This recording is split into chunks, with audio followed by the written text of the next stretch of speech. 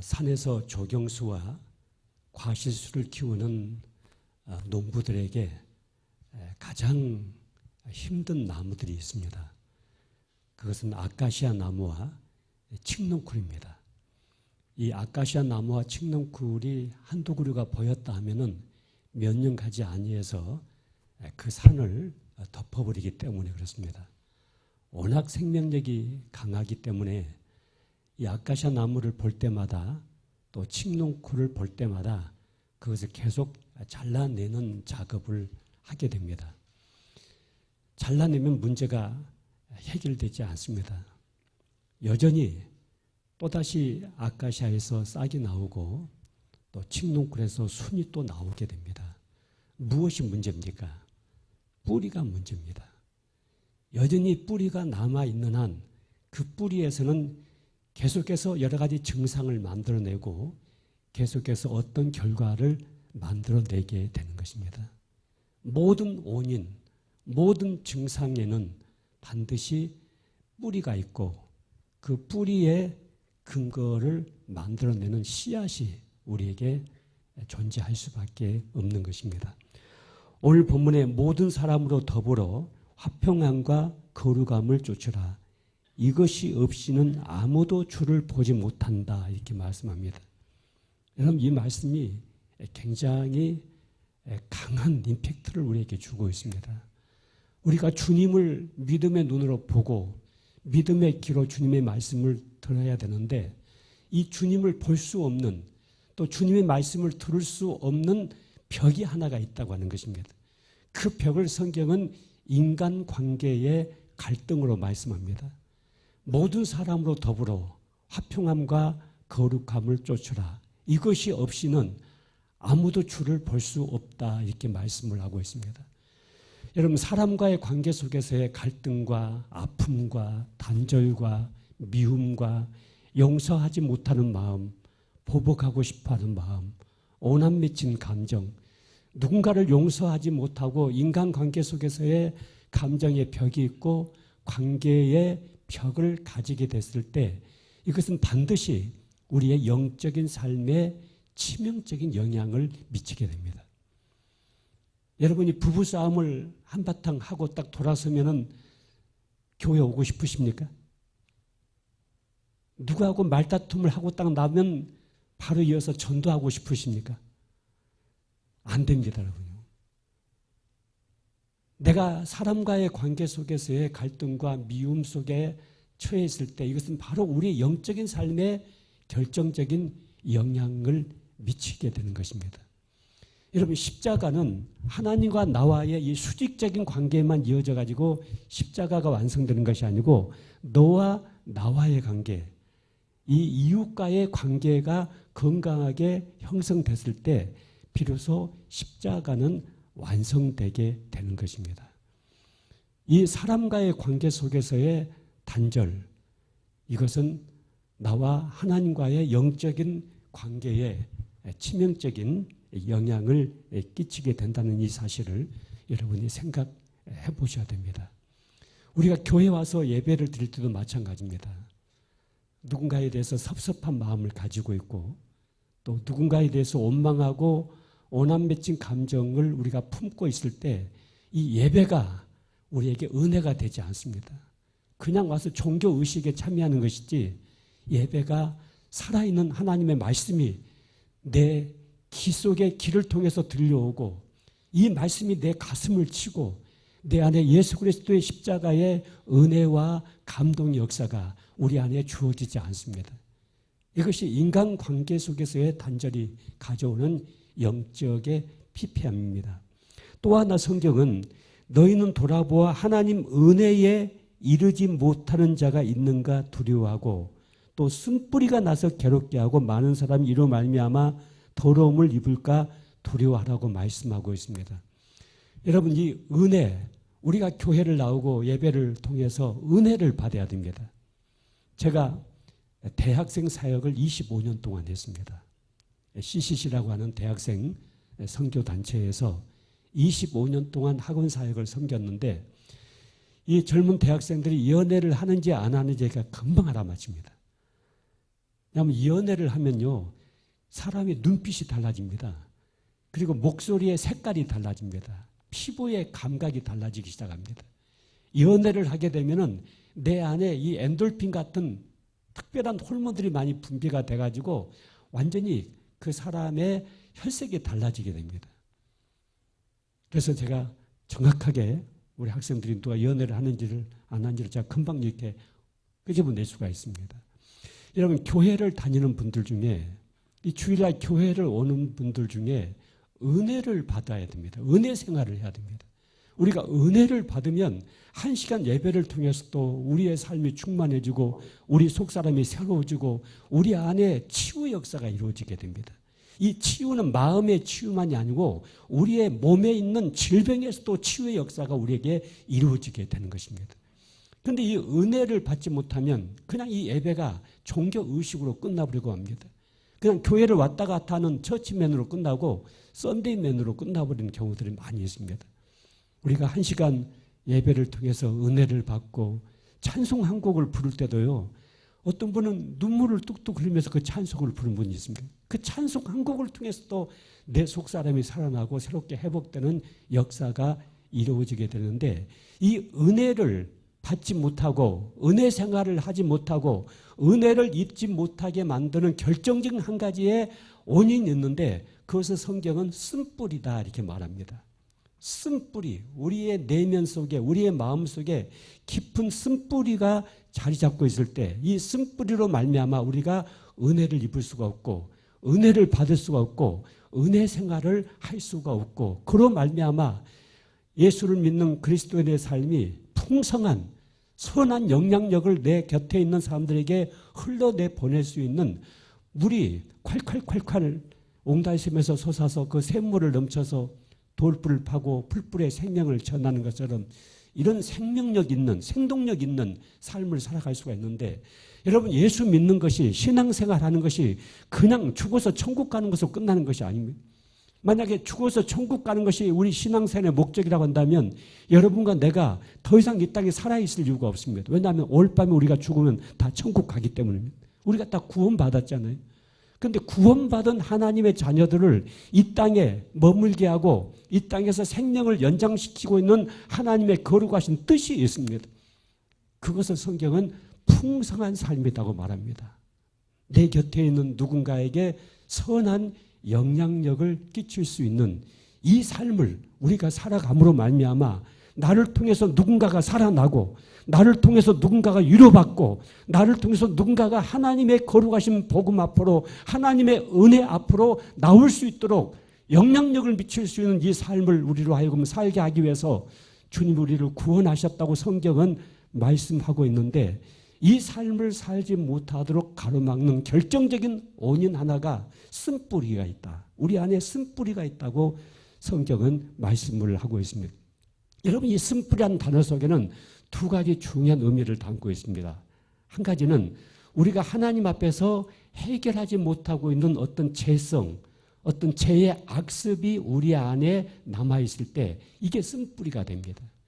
여러분, 사람의 정신적인 에너지를 가장 많이 소모시키는 것 중에 하나가 죄책감입니다.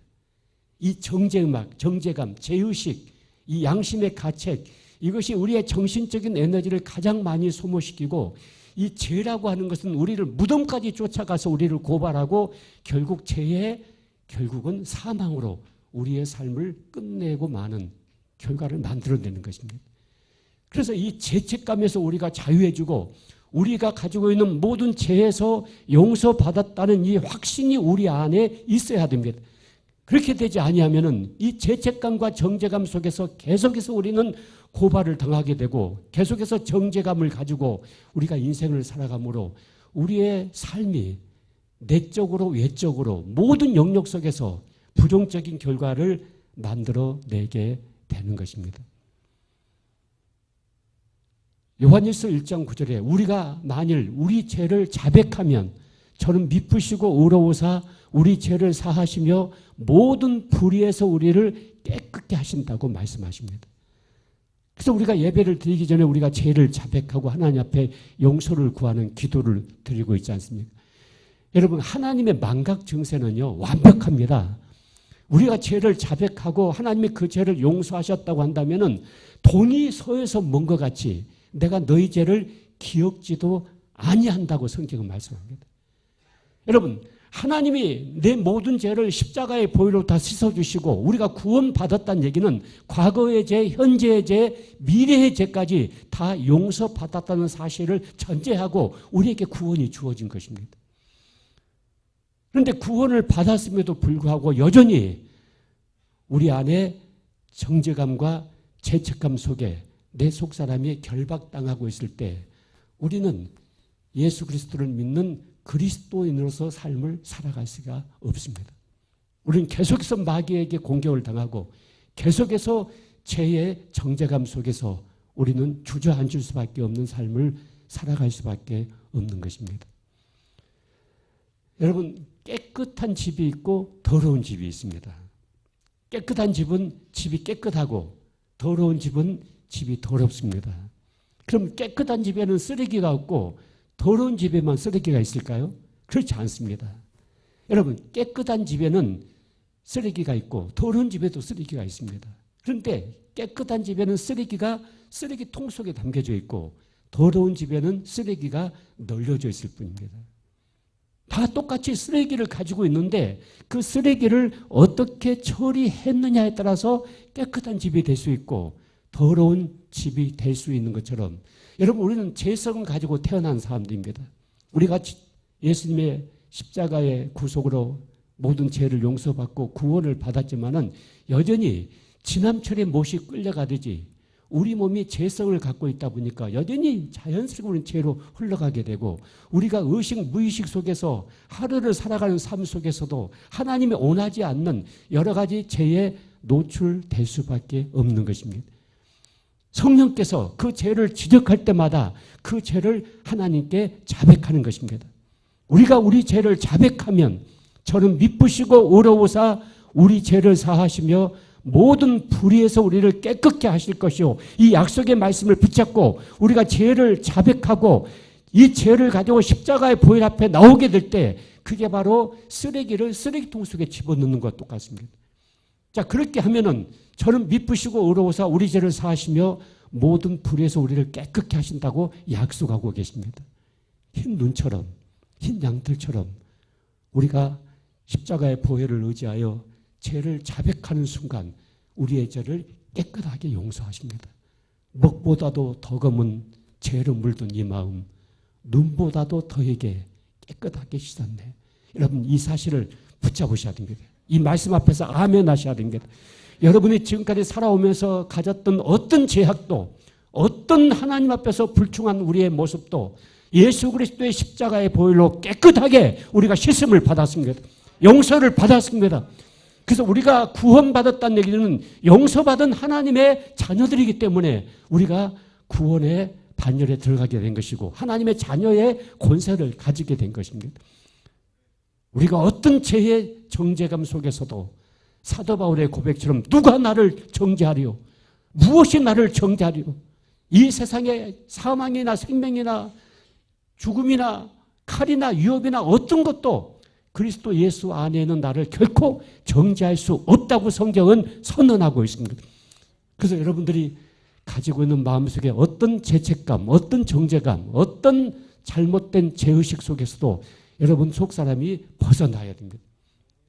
자유해져야 됩니다. 저가 찔림은 우리의 허물을 인하며 저가 상함은 우리의 죄악을 인합니다. 여러분, 예수 그리스도의 십자가의 사건을 무효화시키지 말아야 됩니다. 그래서 믿는 그리스도인들은 이 십자가의 보혈로 말미암아 나의 모든 죄를 내가 자백하는 모든 죄를 깨끗하게 용서받았다는 사실을 확신하고 하나님 앞에 감사해야 됩니다. 하나님 앞에 감사의 예배를 드려야 되는 것입니다. 또 하나, 이 쓴뿌리라고 하는 단어 속에 중요한 한 가지 의미는 누군가를 우리가 용서하지 못하고 있을 때 그게 바로 쓴 마음, 쓴뿌리가 되어서 우리 내면 속에서 자리를 잡게 되고 그 쓴뿌리에서 여러 가지 부정적인 증상을 만들어내게 되는 것입니다. 여러분, 예수 믿고 신앙생활을 하면서도 여러분 마음속에 누구를 용서하지 못하고 또 누구를 생각할 때마다 속에서 분노가 치밀어 오르고 또 누구에 대해서 악한 감정을 가지게 되고 또 보복하고 싶고 또 오난을 갚고 싶고 그래서 누군가를 내 마음에서 풀어주지 못하고 있는 그런 상대가 우리 안에 있을 수 있습니다. 이렇게 될 때 이것이 우리 안에서 깊은 쓴뿌리처럼 내면에 자리를 잡게 되고 그 쓴뿌리에서 여러 가지 증상을 만들어내게 됩니다. 여러분 교회를 10년, 20년 또 5년 이렇게 교회를 다니면서 여전히 내 안에 변화되지 않은 나도 나를 싫어할 수밖에 없는 부정적인 증상들이 여러분 안에서 만들어지죠. 여러분. 내가 화 안 내야 되는데 계속해서 시도 때도 없이 화를 내고 있고 내가 근심 걱정 속에 묶여있지 않아야 되는데 매사에 근심 걱정 속에서 벌벌 떨고 있고 내가 세상의 어떤 재해 유혹에서 당당하게 승리해야 되는데 순간순간 무너지고 넘어지고 또 실패하고 그래서 나도 나를 바라볼 때 싫고 왜 내가 이런 모습일까? 그래서 급기야는 내가 구원받지 못한 것 같다. 내가 구원을 받았다면은 왜 똑같은 죄를 또 반복해서 또 범하고 또 실수하고 이런 모습이 나에게 나타날까? 이런 오해를 우리가 하게 됩니다. 그런데 구원받지 못한 것이 아니고 구원은 받았지만은 우리 안에 해결되지 않은 쓴뿌리가 남아있다 보니까 그 쓴뿌리가 공장처럼 그 쓴뿌리에서 여러 가지 증상을 만들어내게 된다고 하는 것입니다. 여러분 내가 누군가를 용서하지 못하고 있을 때 우리 안에서 대표적으로 만들어지는 몇 가지 증상들이 있어요. 사람에게 관심이나 기대가 없는 무정한 태도를 가지고 사는 사람이 있어요. 같은 가족인데도 너는 너고 나는 나다. 서로 따뜻함을 가지고 바라볼 수 있는 이 눈빛이 없어진 사람이 있어요. 제가 청주에서 아주 무서운 아줌마 하나를 만났어요. 우리 교회 집사님이신데 이분이 나한테 하는 얘기가 목사님 제가 우리 남편하고요 2년 동안 말 안 했어요. 그래요. 얼마나 무서운 사람이에요. 저는 남자들만 무서운 줄 알았는데 이 아줌마들도 굉장히 무섭더라고요. 그래서 내가 아니 2년 동안 어떻게 남편하고 말을 하지 않고 한 지붕 밑에서 살 수가 있어요. 그럼 어떻게 의사소통을 했어요 했더니 꼭 필요할 땐 종이에다 써서 했어요. 이 남자가 내 말 상대가 안 된다고 완전히 꺾어버린 거예요. 그냥. 완전히 밟아버린 거예요. 여러분 그 사람의 인생이 그 가정이 지옥이죠. 그게 지옥이잖아요. 여러분 같은 가족들끼리 같이 밥상에 밥을 먹고 있는데 서로 눈길을 주지 아니하고 서로 마음을 닫고 서로 감정의 벽을 가로막으면서 살아가고 있는 이 사람은 누군가를 용서하지 못하고 있는 깊은 쓴뿌리를 가지고 있는 증상을 가지게 되는 것입니다. 또 사람들을 만나는데요. 극히 조심하고 아무도 믿지 않는 불신에 꽉 묶이는 사람이 있어요. 세상에 믿을 놈 아무도 없다. 아무도 믿을 수 없다. 여러분 사람이요. 건강한 인간관계가 형성되기 위해서는 상대방을 신뢰하는 믿음이 있어야 되거든요. 그래야만이 너와 나와의 관계가 건강하게 관계를 형성시킬 수가 있는 거거든요. 그런데 아무도 믿지 않아요. 너무 과거에 누구를 믿었다가 배신을 당한 큰 상처와 아픔을 가지게 됐을 때 그 사람을 미워하고 그 사람을 용서하지 못하는 깊은 쓴뿌리를 가지고 있을 때 이 불신감이 나 자신을 꽉 묶어놓을 수가 있어요. 또 극단적으로 사람들을 평가하고 비판하는 사람이 있어요. 어떤 사람이 좋으면 끝없이 막 좋은 거예요. 어떤 사람에게 미운 털이 하나 바뀌었다면 그 사람이 하는 모든 것이 다 미운 거예요. 여러분 사람이 좋다고 해도 100%가 다 좋은 게 아니거든요. 내가 좋아하는 성향을 그 사람이 가지고 있는 것이고 어떤 사람이 잘못됐다고 해도 100%가 다 잘못된 것은 아니거든요. 나에게 미운 털이 하나 바뀐 거예요. 그런데 극단적으로 사람들을 비난하고 비판하고 불평하는 그런 성향을 가지고 있는 사람은 그 내면에 누군가를 아직 다 용서하지 못하는 쓴뿌리를 가지고 있는 사람이라. 또 우정관계를 맺을 때 이 소유욕이 굉장히 강하게 나타나는 사람이 있어요. 너는 내 친구만 돼야지 다른 사람의 친구가 되는 것을 눈뜨고 보지 못하는 사람이 있어요. 교회에서요, 박 집사님이 늘 최 집사님하고 교회를 같이 다녔어요. 그런데 이 최 집사가요, 어느 날 고 집사하고 교회를 가고 있는 거예요. 이게 눈꼴 사나워 가지고 난 교회 안 간다. 이런 사람들도 있어요. 여러분, 이 우정관계 속에서 소유욕이 강하게 나타나는 이유는 과거에 그 친구를 정말 믿고 신뢰했는데 친구가 나를 배신했다거나 나를 떠났다거나 이런 상처가 깊고 그것이 내 안에 쓴뿌리가 되었을 때 다시는 그 이상 상처를 받고 싶지 않거든요. 그렇기 때문에 그 친구를 완전히 내 소유물로 딱 삼고 싶어 하는 거예요. 여러분, 이런 증상이 나중에 발전되면요, 의처증과 의부증으로 발전이 돼요. 여러분, 의부증이 굉장히 무서운 거예요. 할아버지가 80이 넘었어요. 근데 할머니도 70이 넘었어요. 근데 이 할머니가 계속 할아버지를 따라다니는 거예요. 어떤 여자하고 눈길만 줘도 이 할머니가 가만히 있지를 못하는 거예요. 여러분, 80이 넘은 할아버지가 어디 가서 무슨 짓을 하겠습니까, 이제. 근데도 이 의부증에 딱 묶여있게 되면요, 절대 그 남편을 믿을 수가 없고 또 그 아내 의처증에 묶여있는 사람은 그 아내를 절대 자기의 그 내다망에서 풀어주지를 못하고 계속해서 갇혀서 사는 삶을 살아갈 수밖에 없어요. 자, 이런 사람도 누군가를 용서하지 못하는 깊은 내면의 쓴뿌리를 가지고 있는 사람입니다. 여러분, 어떤 분을 보면요, 표면적으로는 굉장히 행복해요. 아무 문제가 없는 것 같아요. 그런데 굉장히 신경질적인, 굉장히 예민한 까다로운 성향을 가지고 살아가는 사람이 있어요. 밖에 나가서는 법이 없어도 살 수 있는 사람인데 집에만 들어오면 완전히 지뢰폭탄이 되는 사람이 있어요. 그래서 여러분요, 아빠가 퇴근해가지고 집에 떴다 하면은 얘들이 다 각자 자기 방으로 들어가 버리는 사람이 있어요. 그냥 밖에 나가서 이제 처세소를 통해서 사회생활을 할 수밖에 없죠. 근데 집에 와서는 자기 본 모습을 감출 수가 없잖아요. 그러다 보니까 집에 와서 신경질을 부리죠. 집에 와서 자녀들을 막 다구치죠. 이 폭군이 되죠. 이런 성향을 가지고 있는 사람은 누군가를 용서하지 못하는 깊은 쓴뿌리를 가지고 있는 사람이에요. 여러분, 제가 아주 잘 아는 의사인데 장로님이세요. 근데 이 사모님 권사님이 어느 날 저에게 상담을 요청을 했어요. 제가 상담을 하니까 이 사모님이 하신 얘기, 권사님이 하신 얘기가, 목사님, 제가 이런 말을 하면은 목사님도 고지 듣지를 않을 거예요. 근데 사실이니까 사실대로 들어주세요. 우리 남편 장로님이 나를 계속 폭행을 해요. 내가 교회를 나오지 못하는 주일은요, 내가 폭행을 당해가지고 얼굴에 멍이 들어서 교회를 못 나오는 거예요.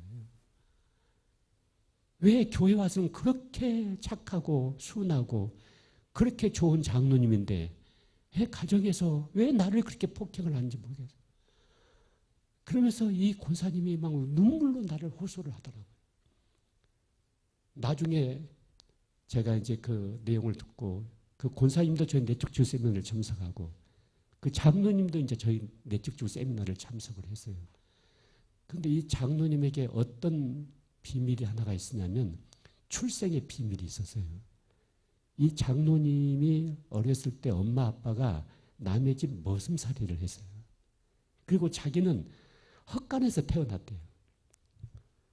그러니까 너무 가난한 엄마 밑에 아빠 밑에서 헛간에서 태어나가지고 그런 불우한 어린 시절을 보다 보니까 죽으라고 공부를 해서 나중에 의사까지 됐어요.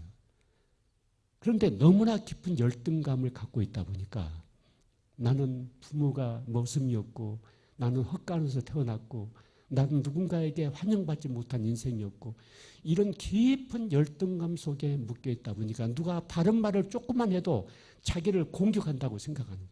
그래서 그 사람을 향해서 폭언을 붙고 그러다 보니까 이 아내 권사님을 그렇게 폭행을 하는 그런 장로님이셨어요.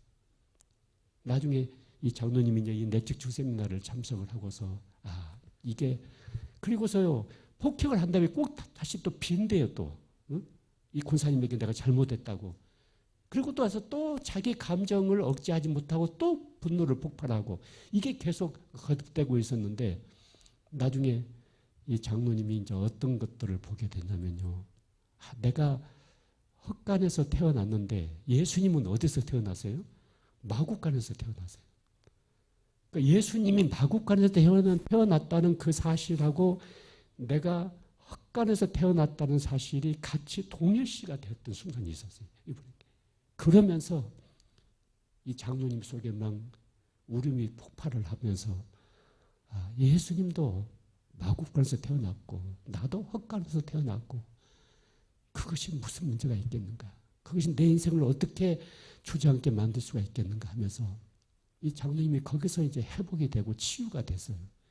그리고 나서 나중에는요, 굉장히 좋은 부부 관계가 형성이 됐는데, 여러분 주일날 교회 올 때 다 성경 찬송 들고요, 성령 충만한 사람들처럼 희죽희죽 웃고 들어오는데, 한 사람 한 사람을 붙잡아서 마음을 열어보면요, 어떤 사람은 분노에 묶여있기도 하고 근심 걱정에 묶여있기도 하고 중독 섞인 성향에 묶여있기도 하고 누구를 미워하고 누구를 오남매증 감정에 묶여있기도 하고, 여러분 사람마다 각자 다 문제를 가지고 있어요. 근데 가장 큰 문제가 바로 누군가를 내 마음에서 풀어주지 못하고 있는 이 쓴뿌리가 문제가 되고 있어요.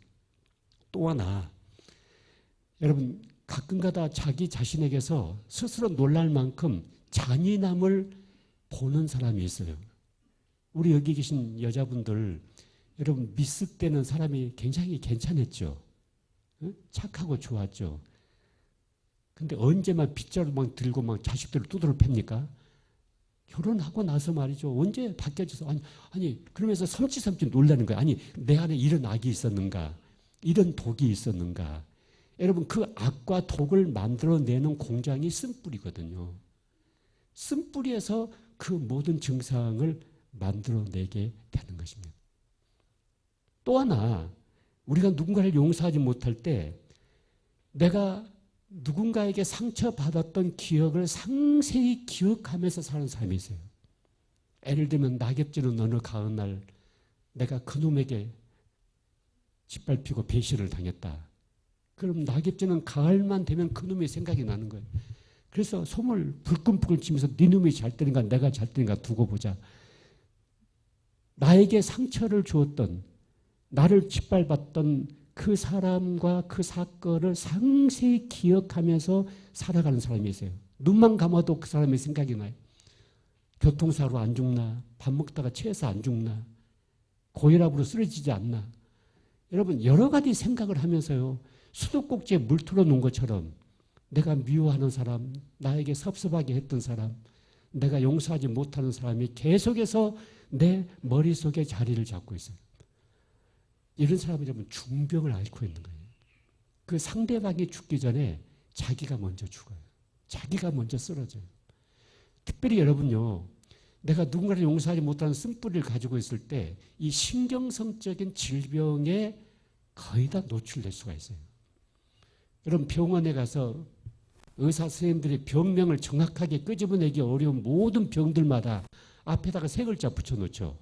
신경성 유장병, 신경성 전부 다 신경성을 붙여놔요. 그리고 전국의 의사 선생님들이 세 가지로 처방을 해요. 첫째, 마음 편하게 먹고, 두 번째, 잠 푹 자고, 세 번째, 잘 먹고. 그러면 병이 낫는다고 그래요. 누군 그렇게 되고 싶지 않아서 지금 병원에 왔습니까? 여러분 이 신경성적인 질병에 있어서 가장 크게 문제가 되고 있는 것이 인간관계 속에서의 받은 상처예요. 누군가에게 받은 상처, 누군가가 나에게 던진 말 한마디, 누군가가 던진 나에게 눈빛 하나, 이런 것들이 우리에게 상처가 되다 보니까 그것을 마음에서 이제 풀지 못하고 그 상대방을 용서하지 못하고 있을 때 우리 안에 내분비 호르몬 작용에 결정적인 영향을 미치게 돼요. 여러분 우리가 행복하고 기쁘고 감사하고 은혜를 받잖아요. 그러면 엔돌핀 같은 호르몬들이 우리 몸에서 많이 분비가 돼요. 그래서 이 엔돌핀이 많이 분비가 되면 우리 몸에 T세포, P세포, NK 면역세포, 이 면역세포가 활성화가 돼요. 그러면 자연히 우리 몸이 이제 건강을 유지를 하게 된다고요. 근데 누구를 미워하고 누구에게 독을 품고 있고 누구를 용서하지 못하고 있을 때 이 아드레날린 같은 호르몬들이 많이 분비가 된다고요.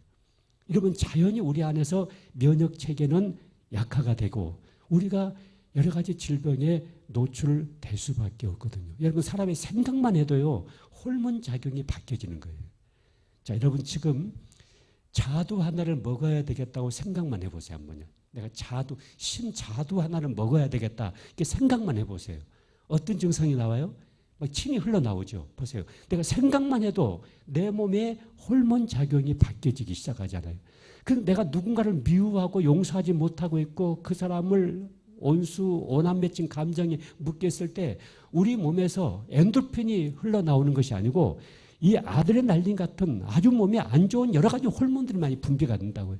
그런 호르몬이 분비가 되면서 우리 몸에 여러 가지 면역 체계가 약화가 되고 또 우리에게 있는 이 신경성적인 여러 가지 질병들이 일어날 수가 있어요. 여러분 성경에 보면은 심령의 근심은 뼈를 마르게 하거니와 마음의 즐거움은 양약이다. 이런 말씀이 잠언서에 많이 기록되어 있어요.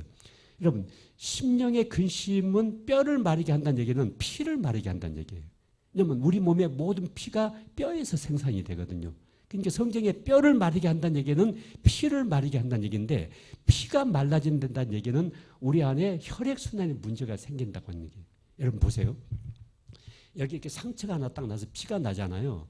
근데 그 피가 계속 흐르지 않죠. 피가 언젠가는 멈추죠. 무슨 작용에 의해서 피가 멈춘지 아세요? 혈소판의 작용에 의해서 피가 멈추는 거예요.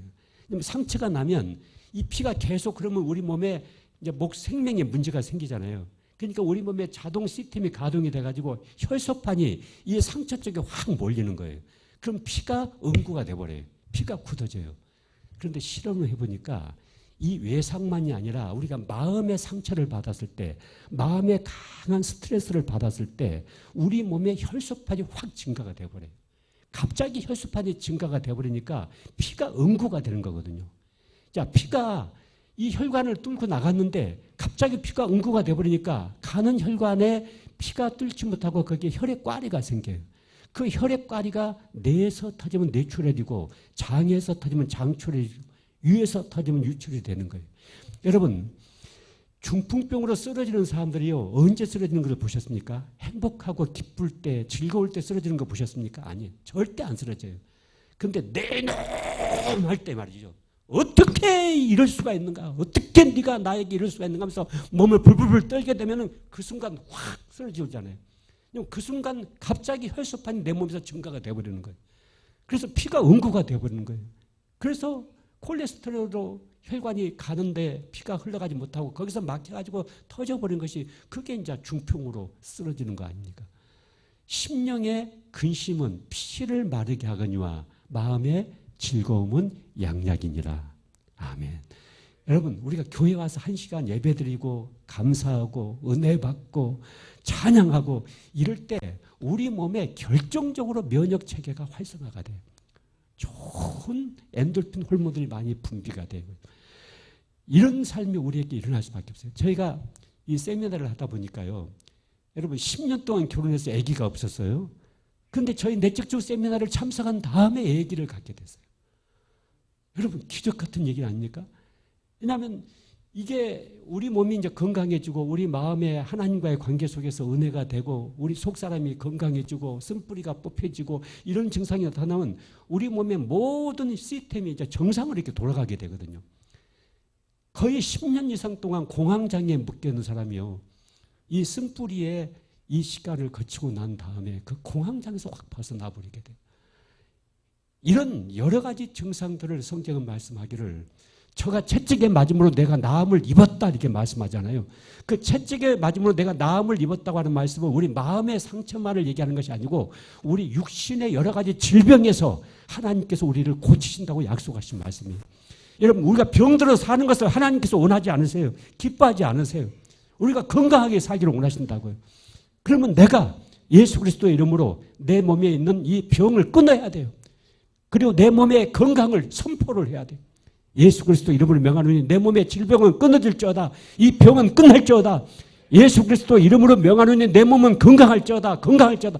여러분 예수님께서 무화과 나무를 향해서 저주를 해버리니까 그 무화과 나무가 그냥 말라 죽어버리잖아요.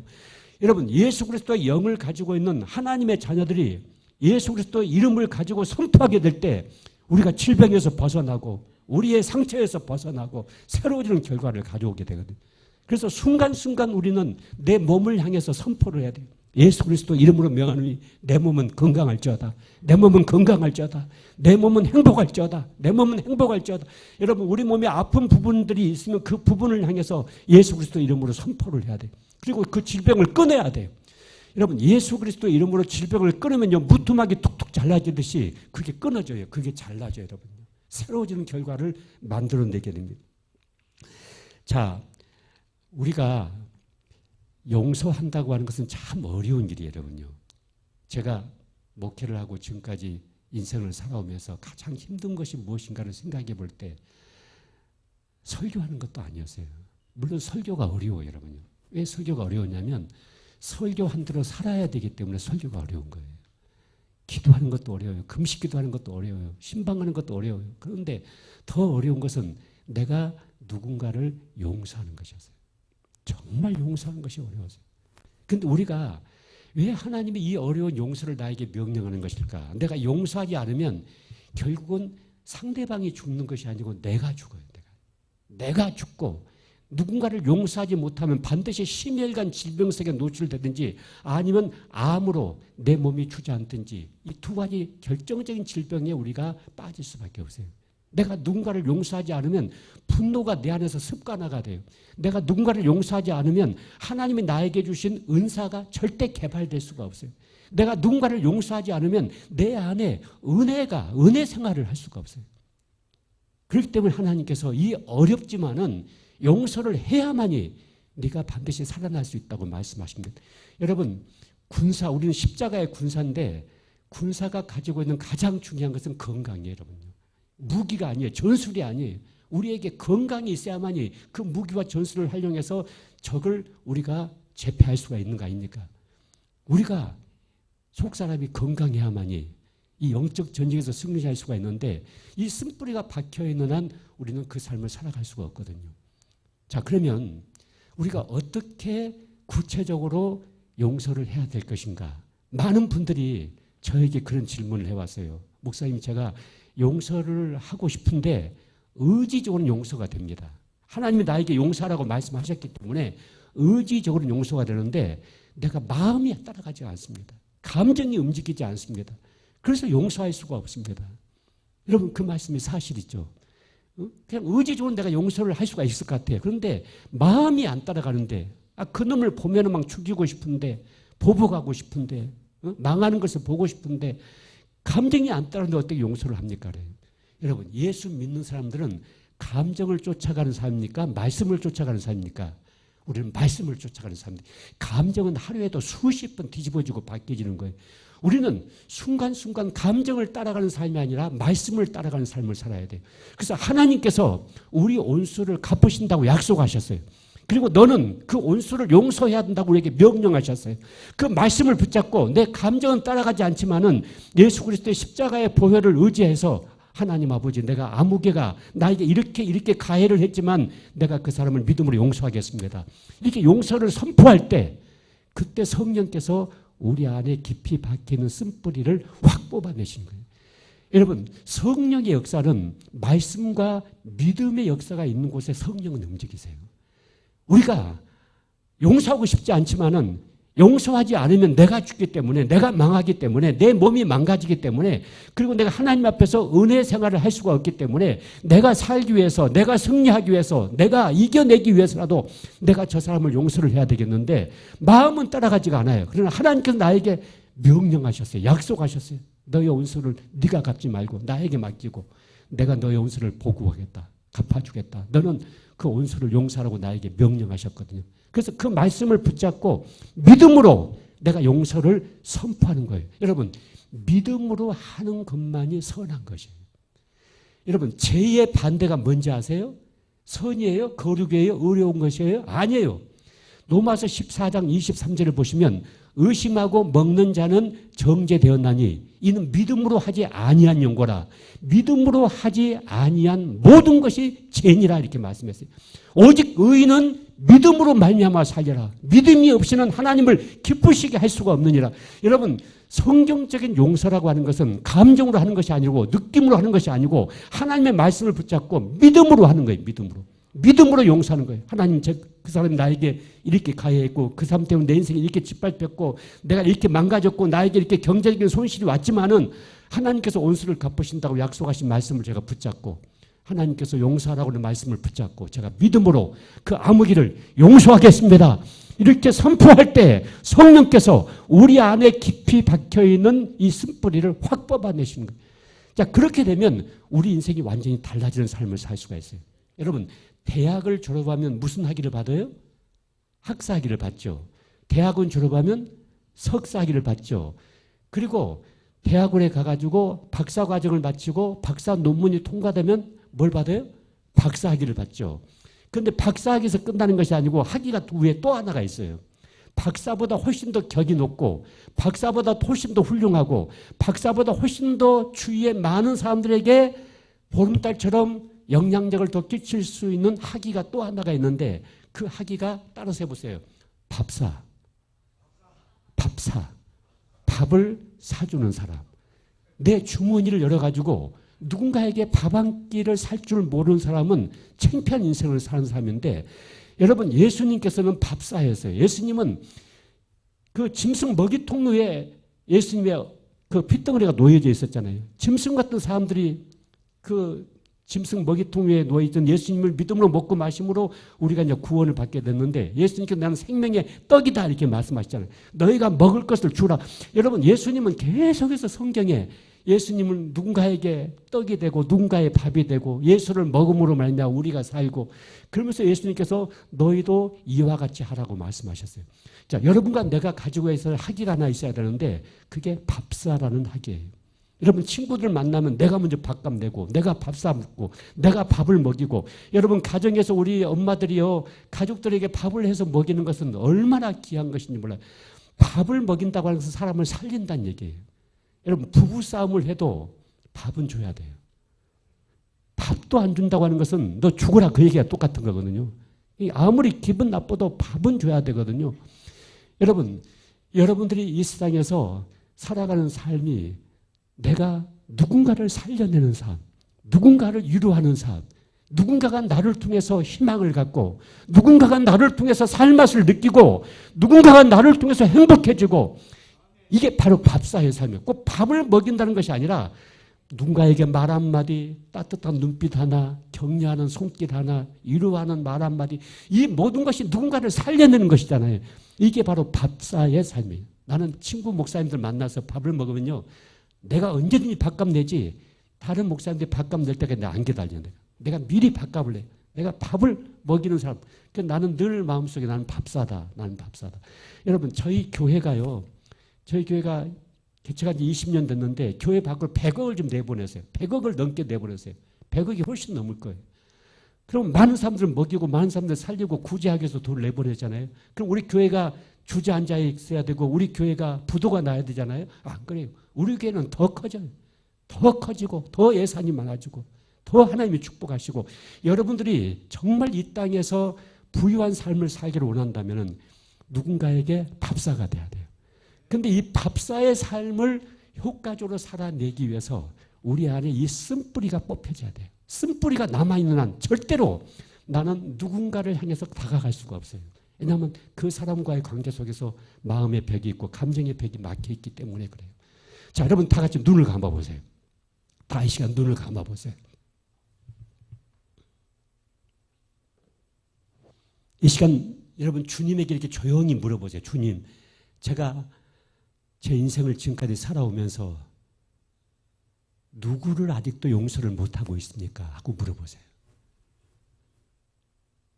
여러분 인생 속에서 가장 힘들고 가장 어렵고 가장 고통을 많이 받았던 그 순간순간 가해자가 있었습니다. 나를 가해했던 사람이 있었습니다. 나를 억울하게 뺨을 때린 사람도 있었고, 나를 억울하게 도둑놈으로 모르는 사람도 있었고, 내 인격을 질밟았던 사람도 있고, 내 자존심을 뭉긴 사람도 있었고. 여러분, 이 시간 주님에게 물어보세요. 주님, 제가 누구를 용서해야 됩니까? 누구를 아직도 용서를 못하고 있습니까? 이 시간 생각나는 그 사람을 이 시간 주님에게 말씀을 드리세요. 주님, 저에게 이런 사람이 있었습니다. 이 사람이 주님 저에게 이 상처와 아픔을 주었습니다. 나를 짓밟았습니다. 나는 그때 죽이고 싶었습니다.